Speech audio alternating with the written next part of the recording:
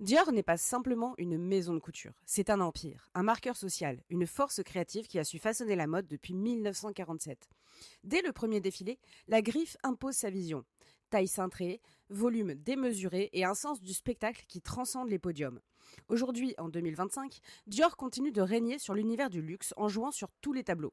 Haute couture, parfum incontournable, collaboration streetwear, égérie pop culture et un storytelling digital calibré pour séduire la Gen Z. Dans cet épisode, nous allons retracer l'ascension et la métamorphose de Dior en explorant son histoire et son ADN, de Christian Dior, le pionnier du New Look, jusqu'à Maria Grazia Chiuri et sa mode engagée, les crises et scandales qui ont jalonné son parcours, entre les frasques de Galliano et les controverses de plagiat, la maison n'a pas été épargnée. Son influence sur le luxe moderne, chiffres de vente records, expansion internationale, stratège digitale pointue et collaboration avec des stars planétaires, et le dernier défilé automne-hiver 2025, véritable miroir de son ADN couture et de son adaptation permanente aux tensions contemporaines.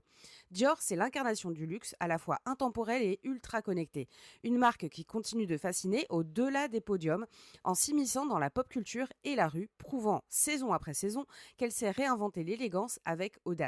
Préparez-vous à découvrir comment une maison née d'une révolution stylistique en 1947 peut encore, près de 8 décennies plus tard, imposer sa marque sur la scène mondiale. Bienvenue dans l'univers où le chic devient le langage universel et où Dior, inlassablement, écrit de nouveaux chapitres de la mode. C'est parti!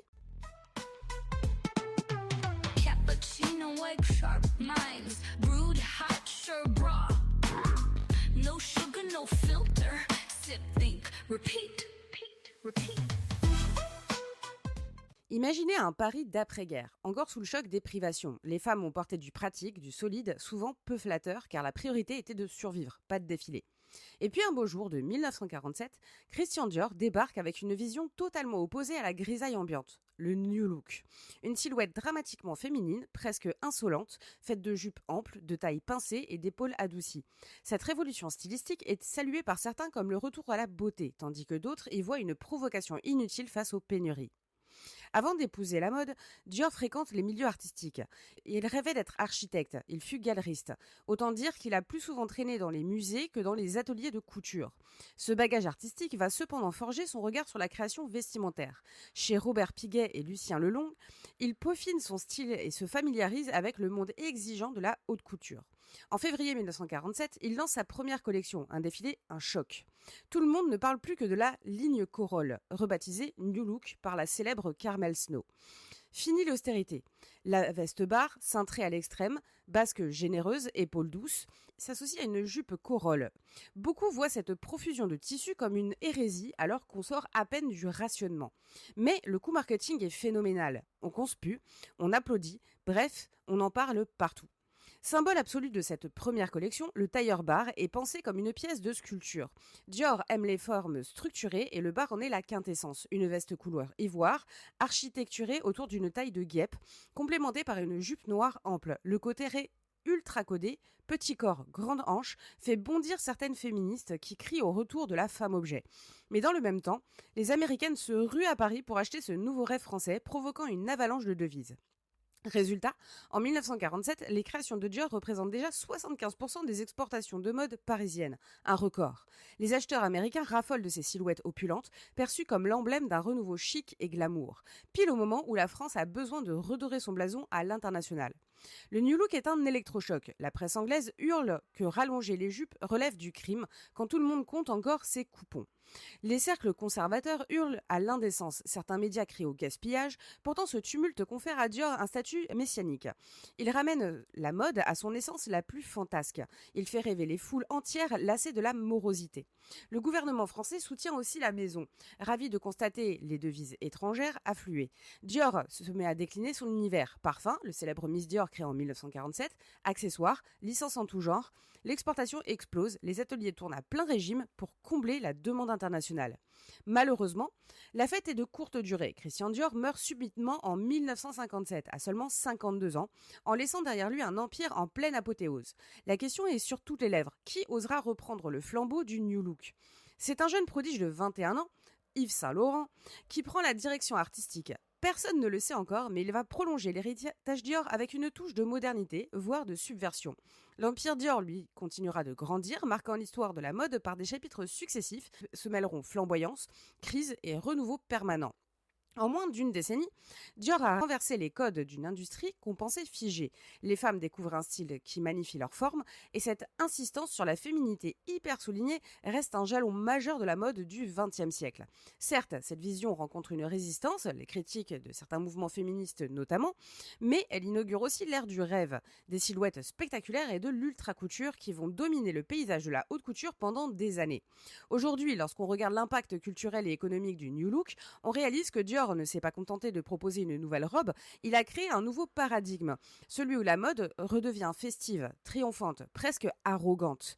Cet héritage se ressent à chaque saison, à chaque défilé, et demeure l'une des pierres angulaires du luxe français dont la fulgurante ascension, à l'ère d'après-guerre, tient autant du génie créatif que de la pure audace. De 1947 à 1957, Dior aura fait plus que bouleverser le style vestimentaire féminin, il aura contribué à replacer la France dans son peloton de tête de la création, transformer la mode en phénomène de société et créer un véritable empire du luxe. Une décennie suffit parfois pour marquer l'histoire à jamais.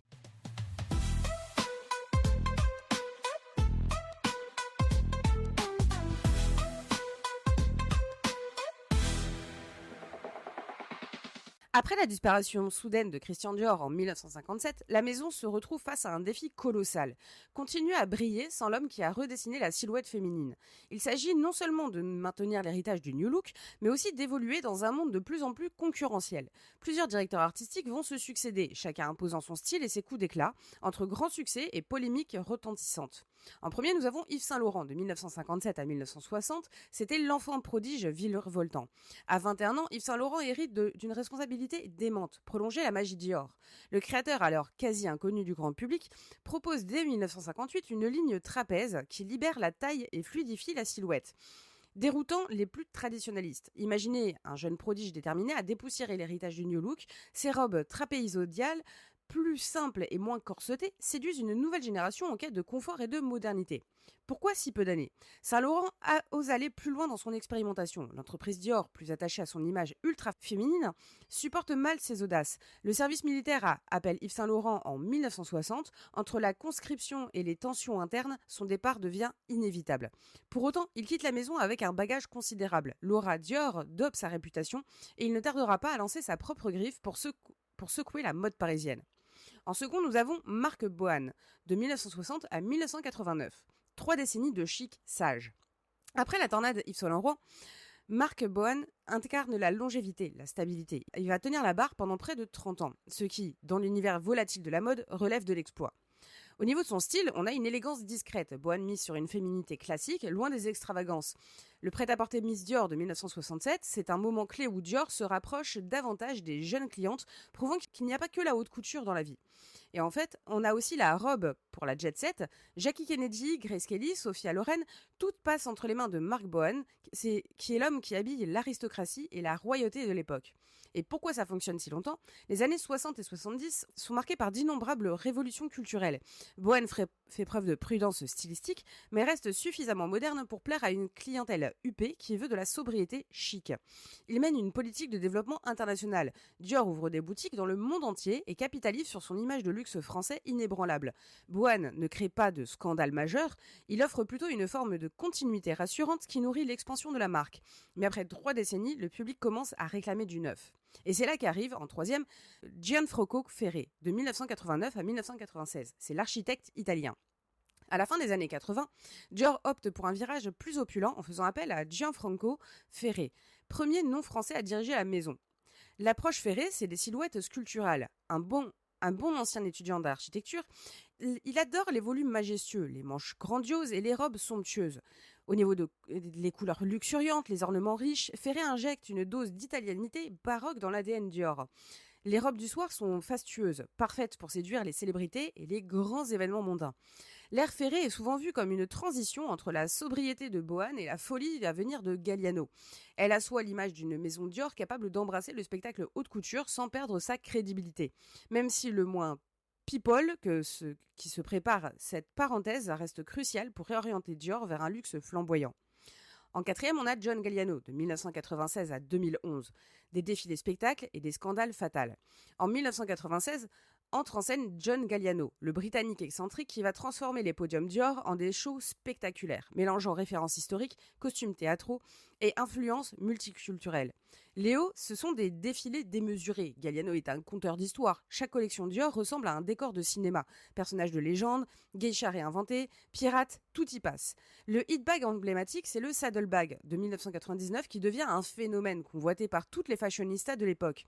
Et la visibilité mondiale, stars, mannequins iconiques, célébrités pop se précipitent pour porter les créations Dior. L'image de la maison sort totalement de la naphtaline. Au niveau des bas, par contre, on a des propos antisémites en 2011. Le choc, une vidéo circule montrant Galliano proférant des insultes racistes et antisémites sous l'emprise de l'alcool. Un licenciement immédiat, Dior écarte son directeur artistique, Star, et se retrouve au cœur d'un énorme bad buzz. Nathalie Portman, alors égérie Miss Dior, exprime publiquement son dégoût. Ce qui laisse un traumatisme interne. Après 15 ans de Galliano, la maison doit gérer une crise d'image tout en rassurant sa clientèle sur ses valeurs. Malgré une fin tragique, l'ère Galliano reste l'un des plus gros temps forts de la marque. Jamais Dior n'a été aussi présent dans l'imaginaire collectif. En cinquième, on a eu Raf Simons de 2012 à 2015, une épure minimaliste. Après l'exubérance gallianesque, Dior prend tout le monde à contre-pied en nommant Raf Simons, un Belge adepte de la sobriété contemporaine. Ce qu'il apporte, c'est un retour à la simplicité, des coupes nettes, palettes de couleurs restreintes, l'exact opposé des strass et paillettes de Galliano. Il y a un renouveau du tailleur-bar. Simon modernise ce monument de l'ADN Dior, preuve que la maison sait revenir à ses racines quand il le faut. Et au niveau de ses influences artistiques, on a les impressions d'œuvres d'art contemporain sur ses robes, des scénographies florales époustouflantes. On se souvient de ces murs couverts de fleurs fraîches. Et pourquoi ça a été si court? Simon se plaint du rythme effréné imposé par l'industrie. Haute couture, prêt-à-porter, croisière, etc. Malgré des critiques globalement positives, il quitte Dior en 2015, invoquant le besoin de se retrouver un processus créatif plus humain. En 3 ans à peine, il redonne un coup de frais à la maison, calme le jeu après les turbulences Galliano et prépare le terrain pour le chapitre suivant. Enfin, on a Maria Grazia Chiuri de 2016 à aujourd'hui, la révolution féministe. En 2016, Dior nomme Maria Grazia Chiuri première directrice artistique femme de l'histoire de la maison, un tournant majeur. Les axes de Chiuri, ce sont des collections engagées, t-shirt We Should All Be Feminist, hommage à des artistes intellectuelles féminines. Le confort du prêt-à-porter portable, adieu l'ultra-corsetage, place à des pièces plus fluides, plus proches du quotidien. Et des rééditions d'icônes, elle relance le saddlebag, modernise les Dior, exploite le logo Jadior pour toucher la Gen Z. Au niveau de son impact sur la marque, on a un énorme succès commercial. Plus que jamais, la clientèle milléniale et Gen Z se reconnaît dans un discours féministe, même s'il reste marketé. La visibilité sur ses réseaux sociaux des égéries comme Jisoo de Blackpink, Anya Taylor-Joy ou Charlize Theron, Dior mise sur Instagram et TikTok, fidélisant une communauté internationale.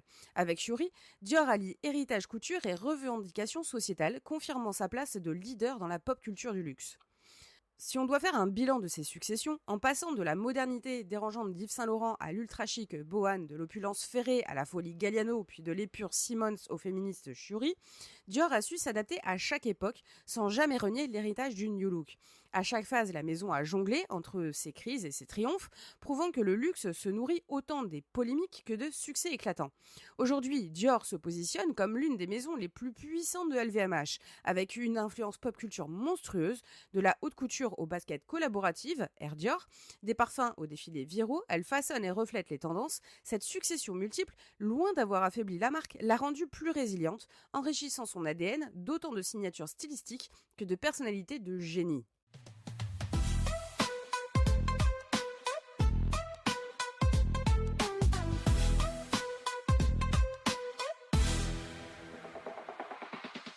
Dior a beau incarner le chic absolu, la maison n'a pas été épargnée par des controverses, des propos antisémites de John Galliano aux accusations de plagiat, sans oublier les maladresses culturelles en Chine. Ces polémiques ont secoué l'institution du luxe et ont testé sa capacité à gérer la crise. L'affaire Galliano de 2011, c'est la chute d'un prodige. John Galliano, véritable star de la maison Dior depuis 1996, est filmé en état d'ébriété proférant des insultes antisémites Dans un bar parisien, la vidéo fait l'effet d'une bombe dans l'univers feutré de la haute couture. La réaction immédiate, Dior licencie Galliano en quelques jours, condamnant fermement ses propos. Au niveau de l'impact médiatique, le scandale est colossal, d'autant que Nathalie Portman, égérie Miss Dior, se dit écœurée et tourne le dos au créateur. Les médias relaient la nouvelle en boucle, pointant l'incompatibilité de telles déclarations avec l'ADN du luxe et la tradition humaniste française. En conséquence, Galliano est poursuivi en justice, reconnu coupable et condamné. La maison se retrouve fragilisée, devant reconquérir une clientèle choquée par le dérapage de son directeur artistique emblématique. Malgré cet épisode désastreux, Dior sort la tête haute en réaffirmant ses valeurs fondamentales et en capitalisant sur l'affection du public pour la marque elle-même, au-delà de la personnalité du couturier. Ensuite, on a eu le plagiat Bior de 2018, une appropriation culturelle ou une simple inspiration. À voir. En 2018, Dior se retrouve accusé d'avoir copié un motif traditionnel roumain pour une de ses vestes de collection vendue à prix stratosphérique.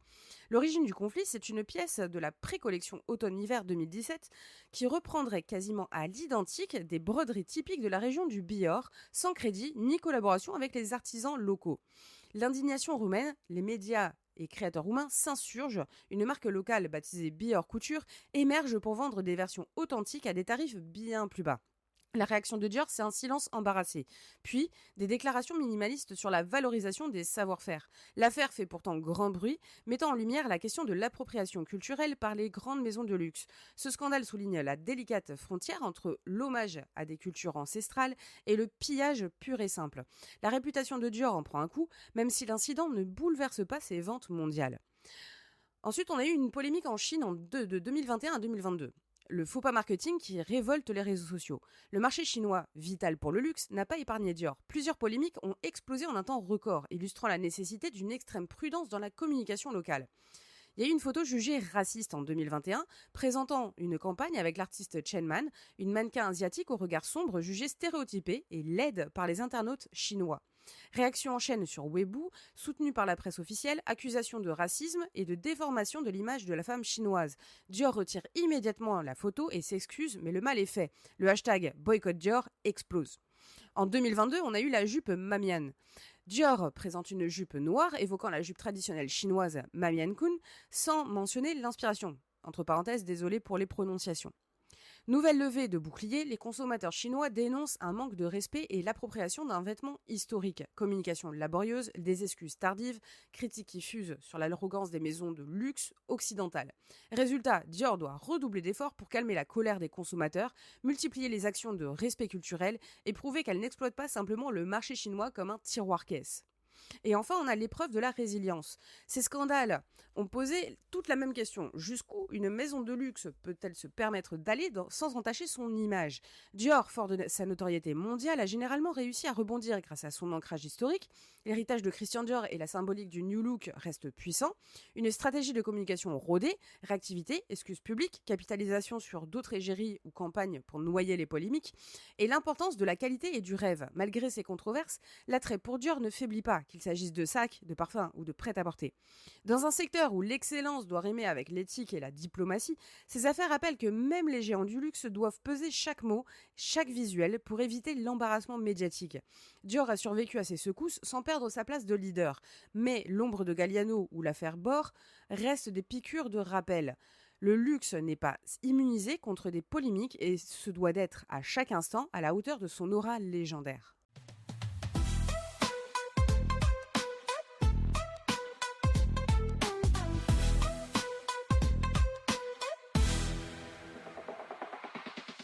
Dior n'est plus seulement l'héritier du New Look. C'est une puissance mondiale qui s'épanouit autant dans le business que dans la pop culture. En 2025, la maison confirme son statut de deuxième marque la plus importante du groupe LVMH et affiche une santé insolente, portée par une stratégie digitale efficace et des collaborations audacieuses.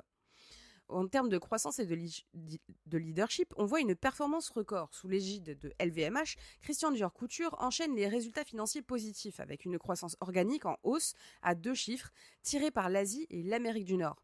Les parfums Dior, ce segment beauté est un pilier stratégique. Le parfum masculin Sauvage reste numéro 1 mondial, pendant que les lignes Miss Dior et J'adore maintiennent un niveau de vente impressionnant.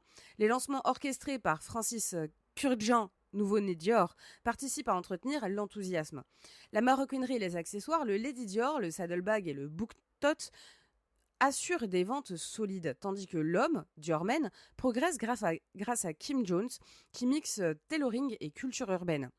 En termes d'ancrage international, on a des réseaux de boutiques élargis. De Paris à Shanghai, Dior multiplie les flagships modernisés et investit les plus belles avenues du monde. L'exposition itinérante Christian Dior, Designer of Dreams, fait le tour des musées et attire des centaines de milliers de visiteurs, renforçant l'aura patrimoniale de la maison. Grâce à cette croissance, Dior pèse plus dans le portfolio LVMH, l'équilibre entre la tradition couture et la diversification semble parfaitement maîtrisé. À l'ère du digital, par ailleurs, Dior est une star des réseaux. Et ça commence par un storytelling calibré. Instagram, avec plus de 47 millions d'abonnés, nous montre des diaporamas des défilés, des vidéos coulisses, des présentations d'ateliers. Tout est pensé pour nourrir l'image d'une maison à la fois historique et ultra connectée. TikTok a plus de 8 millions d'abonnés avec des tutoriels make-up, des petits teasers de collection, des live streams d'événements. Dior sait séduire la Gen Z et capter de nouveaux clients. Et des live streams et e-commerce, chaque défilé Dior est retranscrit en direct, générant un buzz mondial et des pics de vente quasi instantanés. Les capsules en édition limitée s'arrachent en quelques clics. En termes d'engagement communautaire, on a des challenges et filtres AR. Dior fait régulièrement appel à des influenceurs pour créer de nouveaux contenus virals, qu'il s'agisse de chorégraphies TikTok ou de filtres Instagram permettant d'essayer virtuellement un sac. Au niveau de sa communication de crise, à chaque faux pas, polémique de Chine, accusation de plagiat, etc., la maison active sa communauté digitale pour faire passer des excuses et rétablir la confiance. En misant lourd sur le digital, Dior s'impose comme une marque qui sait jouer avec le timing et la viralité, sans pour autant renier son luxe légendaire.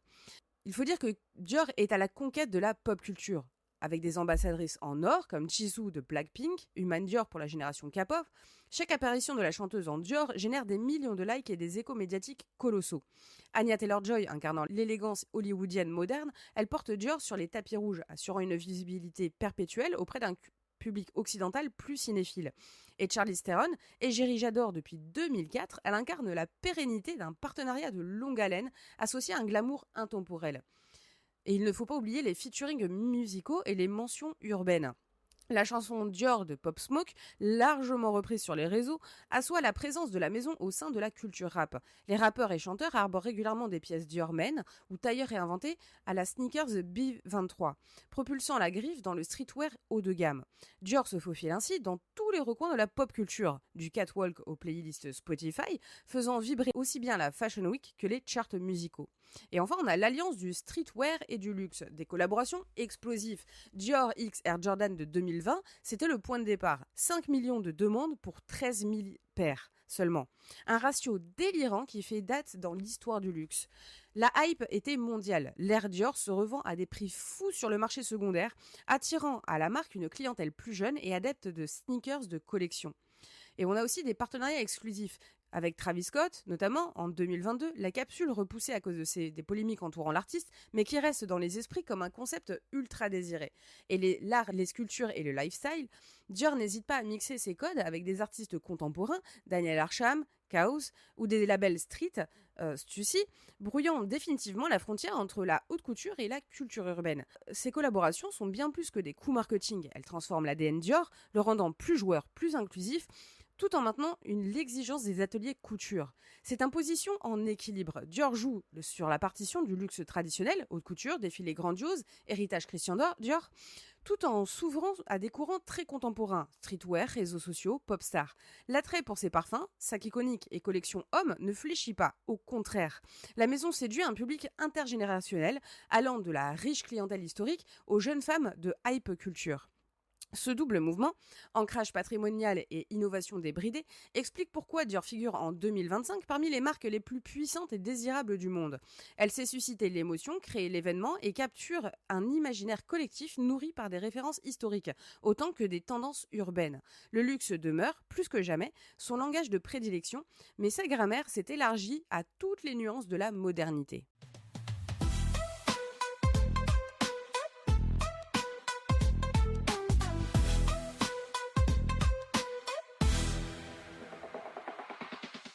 Le 4 mars 2025, Dior a osé le grand saut en proposant un défilé qui se voulait un véritable opéra visuel, un cocktail détonnant entre héritage historique et modernité assumée.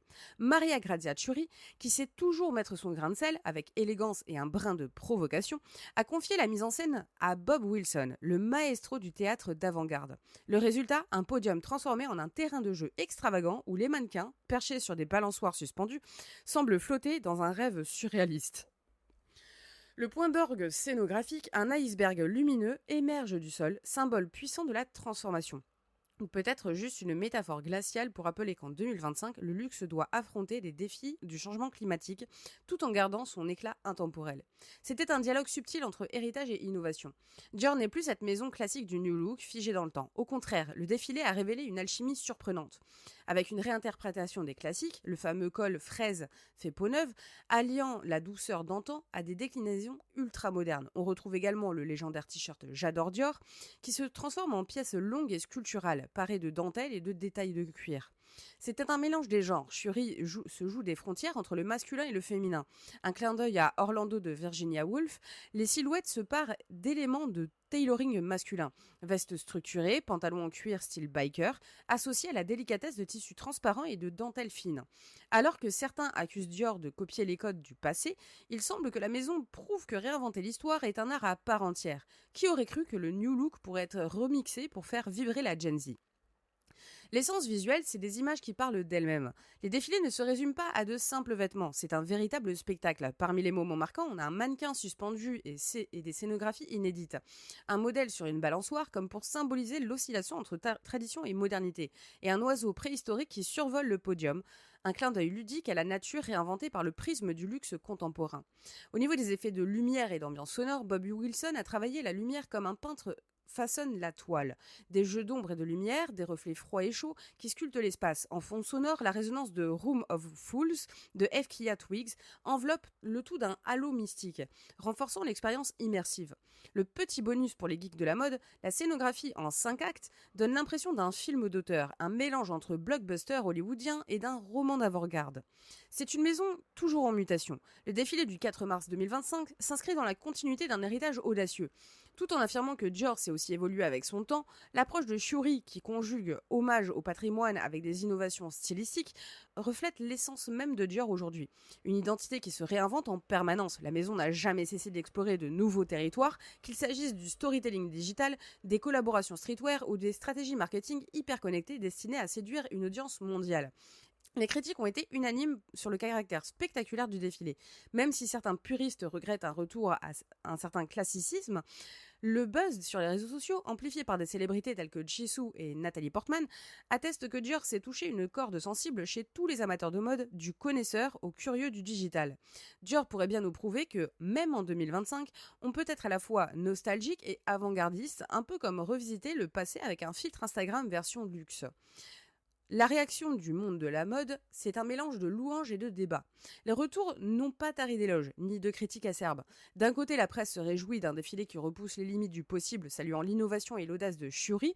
De l'autre, certains experts évoquent une théâtralité qui flirte dangereusement avec l'excès. Ce débat nourrit en réalité le charme Dior, qui a toujours su transformer chaque polémique en une opportunité pour réaffirmer son identité. Les applaudissements pour l'audace, la capacité de Dior à réinterpréter ses codes tout en restant fidèle à son ADN est applaudi, surtout à une époque où l'innovation est la clé du succès sur les réseaux sociaux et dans les vitrines de luxe. Par contre, on a aussi eu des critiques sur le spectacle. Certains puristes regrettent une pointe de nostalgie d'un défilé moins théâtral, moins scénarisé, comme si l'authenticité pouvait se perdre dans une mise en scène trop élaborée. Et puis, qui aurait cru que le luxe pouvait être aussi un terrain de jeu pour les effets spéciaux dignes de films de science-fiction ? Mais c'est le paradoxe de Dior. Le défilé automne-hiver 2025 de Dior est bien plus qu'une simple vitrine de vêtements.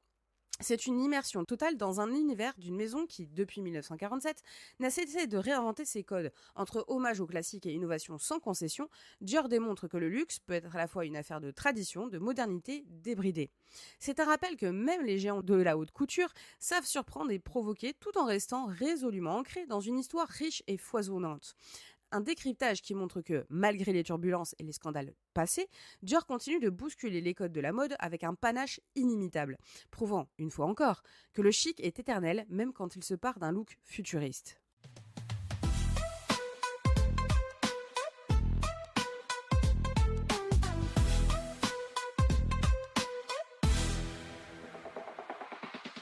Dior n'a jamais cessé de réinventer le rêve.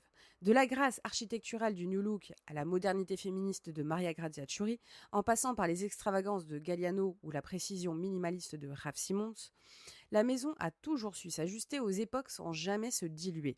Aujourd'hui, elle règne sur le luxe mondial en combinant héritage couture, puissance digitale et affinité pop culture. Dior, c'est un éternel jeu d'équilibre entre tradition et provocation, élégance et audace, prouesse artisanale et coût marketing explosif. En 2025, son influence s'étend bien au-delà des podiums. Elle imprègne la musique, les réseaux sociaux, la rue et les tapis rouges, démontrant qu'une marque née en 1947 peut encore bousculer les codes d'une industrie hyper connectée.